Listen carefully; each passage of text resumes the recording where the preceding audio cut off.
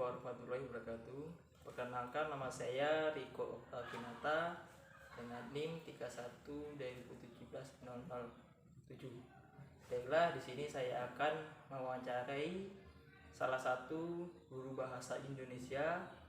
Beliau mengajar di SMPN Negeri 2 Muara Badang. Baik, pada percakapan ini saya akan menanyakan mengenai situasi kondisi pembelajaran bahasa Indonesia di masa pandemik, khususnya di SMPN Negeri 2 Muara Badang. Baik, mari kita lihat percakapan saya dengan Ibu Irma Yunitasari, SPD. Baik, assalamualaikum Ibu. Waalaikumsalam. Baik, perkenalkan, sebelumnya nama saya Riko Kinata. Saya ada tugas dari dosen saya, yaitu mengenai kondisi pembelajaran bahasa Indonesia di masa pandemik, khususnya COVID-19 ini ya Bu. Sebelum kita berbincang-bincang, baiknya Ibu perkenalkan dulu. Assalamualaikum warahmatullahi wabarakatuh. Nama saya Irma Yunitasari. Saya adalah salah satu guru bahasa Indonesia di SMP Negeri 2 Muara Padang. Sekarang saya mengajar di kelas 7, 3, dan 81 materi bahasa Indonesia. Oke, kalau boleh tahu Ibu dulu lulusan di mana Bu? Oh ya, saya dulu sekolahnya dari SDN 1 Sidomulyo, melanjutkan ke jenjang SMP Negeri 2 yang sekarang saya kerja. Selanjutnya di SMA Negeri 1 Muara Padang, dan perguruan tingginya di Universitas Sriwijaya. Baik, terima kasih Ibu. Ya. Jadi langsung aja Bu ya. Oke. Di sini ada pertanyaan, bagaimana sistem pembelajaran yang diterapkan di sekolah, khususnya di SMPN Negeri 2 Muara Padang pada masa pandemi COVID-19?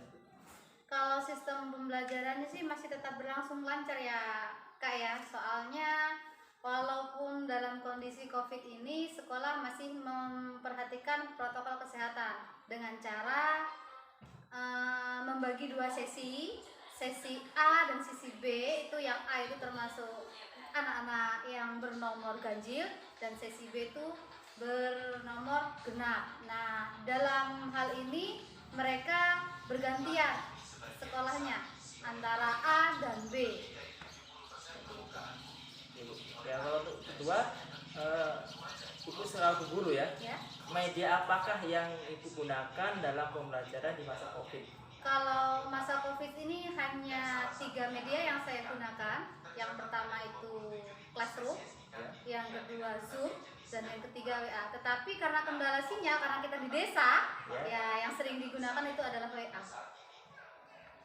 Kalau dari 3 aspek tadi Bu ya, dominan WA Bu ya? Ya, dominan WA karena kendala sinyal tadi.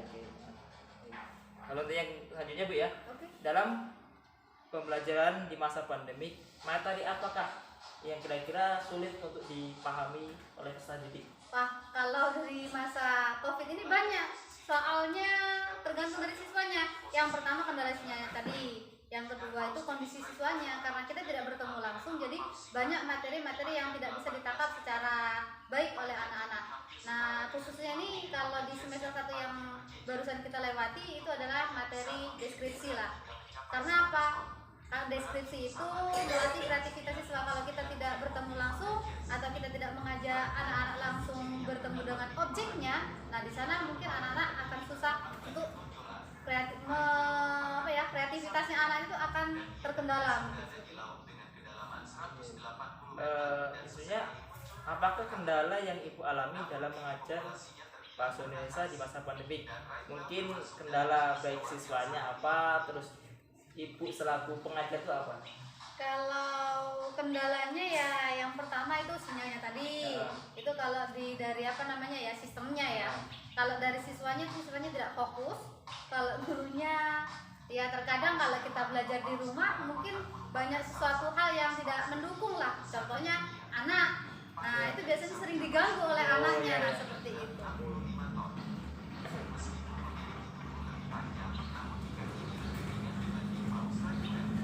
menurut pandangan Ibu, pembelajaran ini lebih efektif menggunakan daring atau luring? Kalau menurut saya pribadi ya Kak, di sini efektif, sangat-sangat efektif luring. Karena apa? Banyak hal yang bisa mendukung daripada daring, terutama itu tadi sistemnya, yang kedua media-medianya, yang ketiga apa ya, sarana dan prasarana yang pasti. Karena kalau kita luring itu kita bisa menggunakan perpustakaan, menggunakan alam dan lain sebagainya. Nah kalau kita daring mungkin hanya bisa menggunakan internet, dan kalau itu siswanya semuanya ngeh atau mudeng kayak gitu ya. Iya. Nah biasanya kan kalau anak-anak sekarang ya khususnya ya, nah kalau diberikan kebebasan untuk memegang HP terutama ya itu tadi, karena kebanyakan yang di sini kita menggunakan handphone, bukan menggunakan komputer dan lain sebagainya, itu menyalahgunakan bukan untuk pembelajaran tetapi yang terkadang digunakan untuk yang lainnya. Terus Ibu ya, bagaimanakah pandangan menurut Ibu pada pendidikan di Indonesia sekarang, khususnya di pandemi?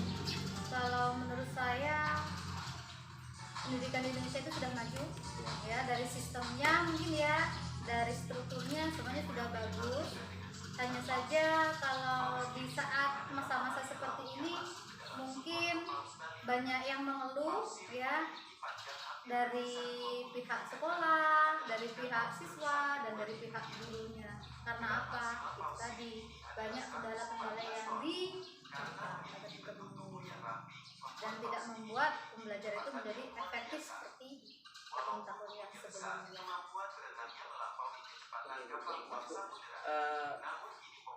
Dari suatu kejadian ini ya, khususnya pandemi, kita kan merasakan betul, saya juga selaku mahasiswa Ya, merasakan pasti itu betul ya, pasti. bagaimana sulitnya belajar daring. Kalau kita lihat dari pandangan saya, memang kalau efektifnya ya efektifan luring daripada daring. Terus menurut Ibu, mungkin apa hikmah yang bisa Ibu ambil dalam kejadian pandemi, khususnya pada dunia pendidikan? Yang dapat kita ambil hikmahnya sih, yang pertama Mas, kita ingat akan Tuhan selaku kita umat muslim ya, yang pasti. Yang kedua, kita banyak-banyak bersyukur karena apa? Kita sampai saat ini masih diberikan kesehatan. Yang ketiga, kita dilatih untuk selalu disiplin. Disiplin apa? Cuci tangan, jaga jarak, nah, pakai masker dan lain sebagainya. Yang selanjutnya melatih kita untuk apa? Untuk selalu bersyukur. Mungkin itu pertanyaan yang terakhir Bu, mungkin itu selaku pendidik ya, pendidik khususnya untuk menyelesaikan anak bangsa, mungkin bisa pesan-pesan untuk selaku sesama guru mungkin di masa pandemi ini ya, mungkin bisa. Pesannya tidak banyak Ya. Ini untuk sesama teman dari semua guru ya. Pada masa pandemi ini kita tidak boleh lemah, kita harus tetap semangat, kita harus kerja keras, kita harus tetap efektif dan selalu inovatif memberikan pembelajaran kepada siswa agar apa? Siswa tetap belajar dan selalu belajar, dan menjadikan mereka meraih mimpi dan cita-cita untuk menjadi orang yang sukses dan berhasil. Oke, baik. Tadi menemukan salah satu perbincangan saya dengan Ibu Irma Yudhasari. Beliau guru profesional di SMP Negeri 2 Muara Badang. Dari hasil ini dapat saya simpulkan bahwasanya pendidikan itu kalau di efektif yang mana, tentunya kita selaku ibu pendidik dia lebih menekankan yaitu di bidang luring.